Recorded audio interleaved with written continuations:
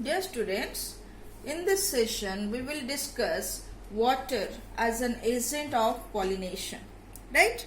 In the previous session I have already discussed the wind as an agent of pollination, right?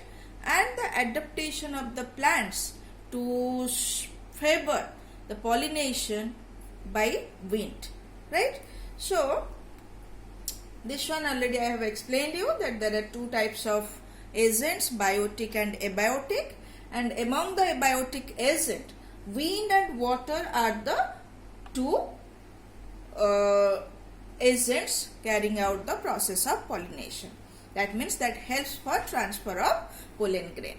And you know that wind is the dominating agent, dominating abiotic agent for pollination, whereas the pollination in case of plants by means of water is a very rare phenomenon among the plants, right? So usually remember only about 30 genera, the plants belonging to only about 30 genera, they undergoes pollination with the help of water. And again remember, mostly they are the monocotyledonous plant. Clear? So besides that, one more thing here I would like to mention that water is also a mode of transfer of male gametes to female gametes in case of lower plants like algae, bryophytes and pteridophytes, right? And that is the reason as the bryophytes and pteridophytes require water for the transfer of male gamete to female gamete in case of sexual reproduction. So the distribution of bryophytes and pteridophytes in the land is restricted. So I think you understood why the distribution of bryophytes and pteridophytes are restricted, because they grow in the area where they can collect some amount of water for the process of transfer of male gamete. Clear? Then let me give you few examples of plants undergoing pollination by water.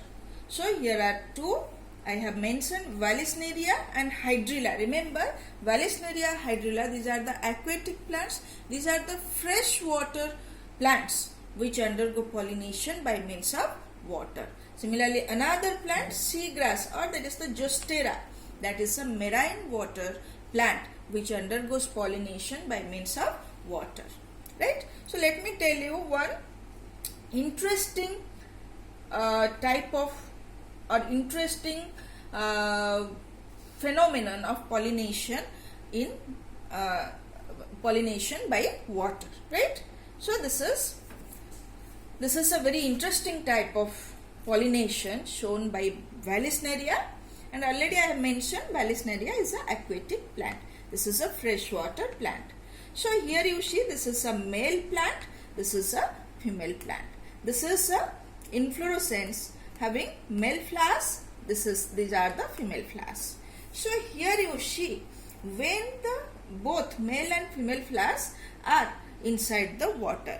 But what happens when the male flowers gets matured, that means pollen grains gets matured, then the male flowers are released to the surface of water. So they float on the surface of water like this.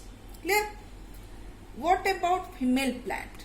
The female plant are having a very long stalk. Here you can notice they are having a very long stalk and they remain inside the water because of coiling of the stalk. So in case of female flower, their stalk remains coiled so that the female flower remains inside the water. But when gradually the female flower gets matured, right, and the stigma gets receptive or stigma gets matured to collect the pollen grain, then this coiled stalk becomes uncoiled like this. Here you see this has been uncoiled. So because of uncoiling of this stalk, the female flower goes to the or it rise above and goes to the surface of water. So when the female flower reaches at the surface of water, right, the somehow or it comes in contact with the male flower and collects the pollen grain, right? So that means the male flowers float on the surface of water and eventually it comes in contact with the female flowers and discharges or releases the pollen grain to the stigma of the female flower. And after collecting the pollen grain, the stigma after collecting the pollen grain, this female flower again get into the water, right? So this is a very interesting type of pollination shown by Vallisneria inside the water. Clear? So here I have mentioned Vallisneria is a freshwater plant. The female flowers remain submerged by a long, thin and highly coiled stalk. And on maturity, flower reaches the surface of water by uncoiling of stalk that I showed you in the picture. Then on maturity, the male flowers are released and float on the surface of water. They are passively carried by water currents and some of them eventually reach the female flowers and the stigma. Right? I think you understood the process of pollination in Vallisneria. Then coming to another plant, that is the Zostera. In Zostera, remember both female flowers and the male flowers remain submerged in water. And when the pollen grains are mature, and remember these pollen grains in Zostera are long, needle or ribbon like, right? And they are easily carried passively inside the water. So when the pollen grains are matured and released to the water, they are passively carried by the water current and eventually they reach the stigma and achieve pollination. So here remember in Zostera the pollination takes place inside the water, whereas in Vallisneria the pollination takes place on the surface of water, right? Then here one more thing you try to understand and you remember, this is a very important portion. Here the picture shows two more aquatic plants. This is water lily, this is water hyacinth. But the question is how these two plants pollinated. Are these two plants pollinated by water or any other means? So the answer is these flowers are pollinated by means of insect or air or wind. Why? Being aquatic, why they are not pollinated by water? The answer is here the flowers, you can see the flowers emerge above the surface of water.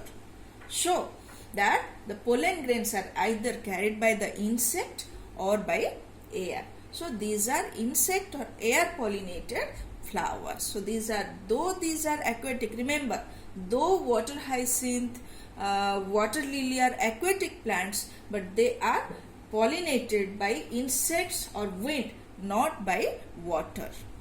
Clear? So this is about few examples of plants pollinated by water. Then come to what are the adaptation in flowers for water pollination. So like the plants, like the flowers undergoing pollination by wind, in this case also the flowers which are pollinated by water produces pollen grains in large number to compensate the loss of the pollen grain and to increase the chance factor, right? Then pollen grains in most of the plant are protected from wetting by mucilaginous covering. Why? Because you know the pollen grains float or are transported through the medium of water. So there may be destruction, they may get affected by the water. So they are covered by a mucilaginous covering so that they are protected from the water.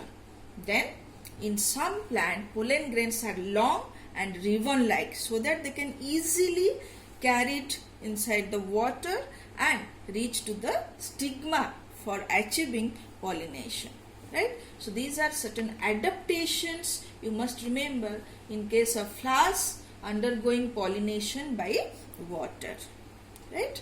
That's all about the water as an agent of pollination. Thank you.